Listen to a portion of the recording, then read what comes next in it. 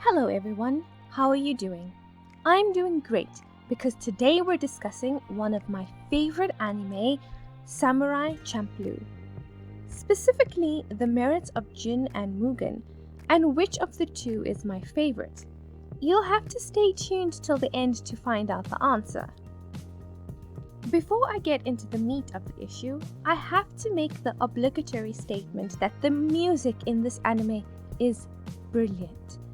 The hip-hop blended with traditional Japanese is incredible, and this music, as well as the score for Full Metal Alchemist Brotherhood, are my favorite in anime. Also, I won't really be talking about Fu in this video. She's sweet and all, but you're not gonna watch this anime and come out saying that she's your favorite. Though, of course, she's the reason the story of this anime exists. She enlists the help of Mugen and Jin to find a samurai who smells like sunflowers, later revealed to be her father.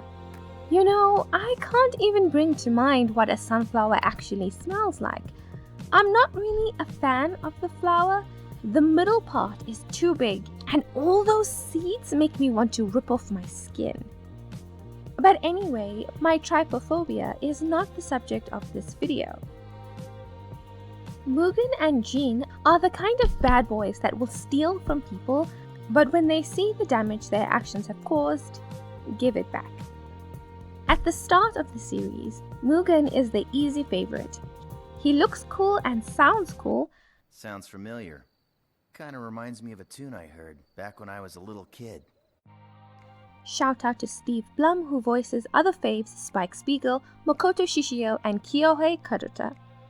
And his brash, loud, bratty, arrogant thing is very appealing, even though it sounds terrible when you put it into words like that. Basically, Mugen is cool in a very unsubtle way.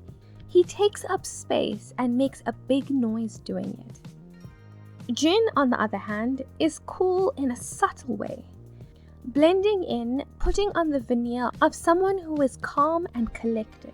Even when he might be angry on the inside, he's honorable and hates to see others mistreated. In other words, everything a samurai is supposed to be. He speaks quietly, whereas Mugen yells. Hey, come back here! That damn thief just jacked my grub! It's called a filter bird, and now you know why. He wears more traditional clothing, while Mugen does not. He fights in a more traditional style, while Mugen appears to incorporate breakdancing moves into his combat style. Both are good fighters, and good men at heart, but they are on opposite sides of the spectrum.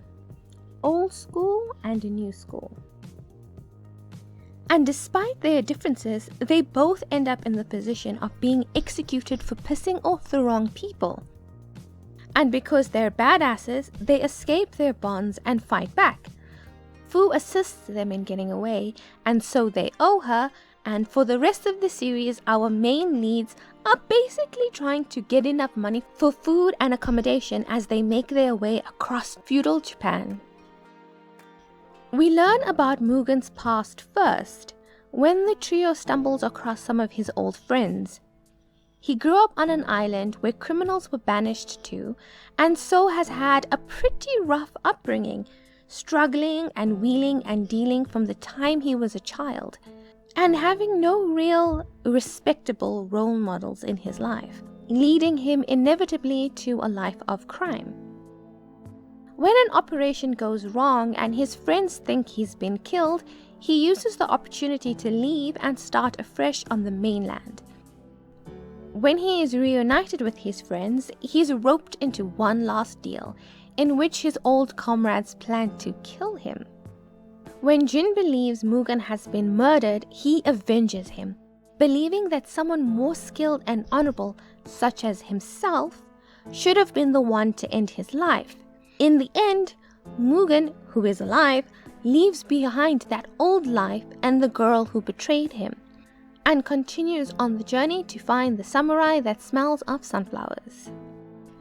Jin's backstory, on the other hand, comes out slowly, and we're further into the series before we find out how he came to be a wandering samurai in the first place.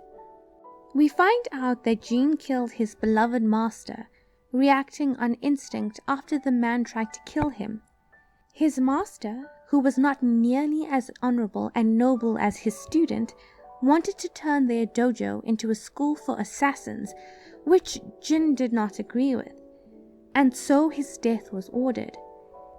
And because he's so much of a badass, he kills his master without really meaning to, and seems to have regret for his actions. As you might imagine, he cared for this man deeply. But after the man's death, he flees, and other ronin and samurai and former students of the master come after him to punish him for what he has done, even though he's not the one who did something wrong. Both Mugen and Jin were betrayed by those closest to them, and that is such a horrible thing to have in common. Which brings me to the episode that swayed my favor in Jin's direction. In episode 11, he comes across a woman named Shino, who he encounters standing at the edge of a bridge, contemplating jumping off. Jin is clearly drawn to her, being more outgoing and friendly than we probably see him throughout the series.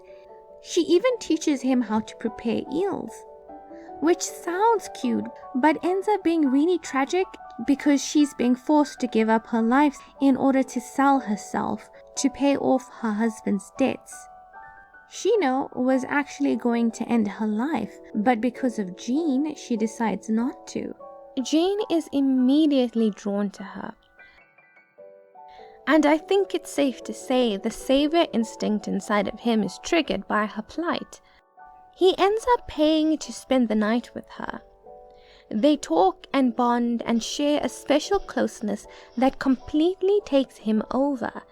He even borrows money from Mugen, who had become a champion rhinoceros battle trainer. In the end of this tragic tale, Jin ensures Shino gets away from the brothel and onto a boat that will take her to a refuge for women like her.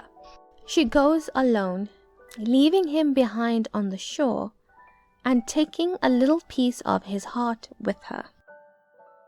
And my heart melted. Jin, you romantic hero, you fighting for the woman you've come to care deeply for. Oh, what a guy. And of course, there's this scene. Suspected that money has a history, but I owe you no answer.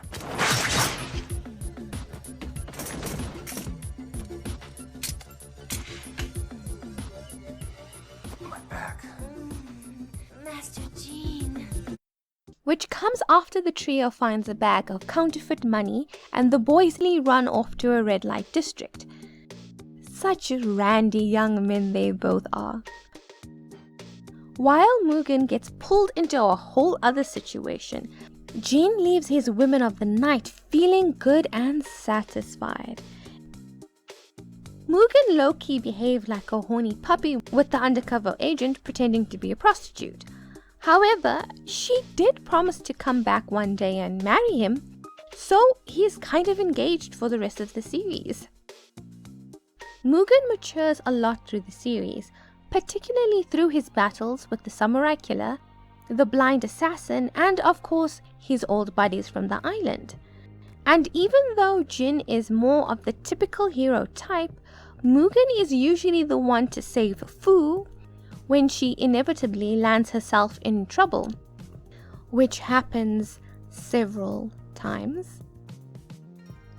He also learns how to read, which was lovely to see and really warmed my heart. We love self-improvement here. For Jin, perhaps his journey is more the realization that he doesn't have to be alone, making friends and fighting for them. When he left his dojo, perhaps he envisioned he'd always be on his own. That was the sacrifice that he was making. But he becomes friends with Fu and Mugen, and had a whirlwind romance with Shino. Before Mugen goes off to the samurai killer, he says, I shall be the one who gets to slay you. Which was his way of saying, I love you, bro. Please come back. And of course, when all is said and done, the two face off to fulfill their promise that one would kill the other. But as fate would have it, their swords shatter and they decide that they're friends now, and friends don't kill each other. And then, at the very end, in a move I still feel conflicted about, the trio go their separate ways. They found the Sunflower Samurai, and that's that. The end. Now, tell me why I wanted them to live happily ever after, getting in scraps and scrapes and being best friends forever. But of course, that's not the way that life goes, and I still like to hope that they run into each other from time to time and have a little adventure. Before I end this video, I just want to say that those last few episodes of Samurai Champloo really had me on my edge of my seat. Very rarely do I feel real genuine tension for the outcome of specific battles. I was really worried about Mugen and Jin. I was like, are they going to die? Is this series going to end with our heroes dying? But like, thank goodness that was not the case. Otherwise, I might have had to break something. And that is it for me. Sorry this video took so long to come out. There were some family emergencies that I had to deal with. But I expect to go back to regular uploads now. I hope that you will stick with me as I go through all my favorite anime and characters. I've been Kayla. I hope that you enjoyed this video. If you did, please like, share, and subscribe. See you next time. Bye.